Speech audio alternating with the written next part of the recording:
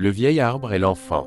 Il était une fois, dans un petit village reculé entouré de montagnes bleues et de rivières chantantes, un vieil arbre majestueux au milieu de la place. On disait qu'il avait plus de 100 ans et qu'il gardait en lui les souvenirs de tous ceux qui l'avaient approché. Les anciens l'appelaient l'arbre des secrets, car il paraissait murmurer des paroles à ceux qui savaient écouter avec le cœur. Un jour, un petit garçon nommé Amani, curieux et rêveur, s'assit à l'ombre de cet arbre, les larmes aux yeux. Sa mère était malade, son père avait perdu son travail, et il ne savait plus à qui parler. Le vent souffla doucement entre les branches, et une voix grave et paisible lui dit : « Pourquoi pleures-tu, petit cœur ?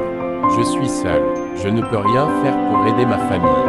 Tu as quelque chose de plus précieux que l'or, Amani, tu as la volonté.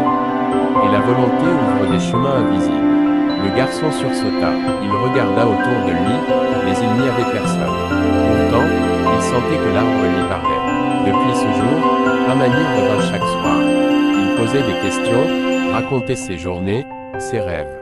Et chaque fois, l'arbre lui répondait en silence, par le bruissement des feuilles, le chant d'un oiseau, le frisson d'une branche. Un matin, il eut une idée. Il commença à ramasser des fruits sauvages qu'il trouvait en forêt, à les vendre sur le marché.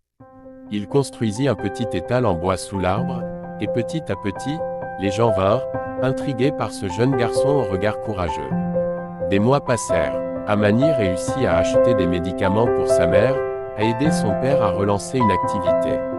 Le vieux sage du village, impressionné, lui dit un jour : « Tu es jeune, mais tu as su écouter le silence et transformer ta douleur en espoir.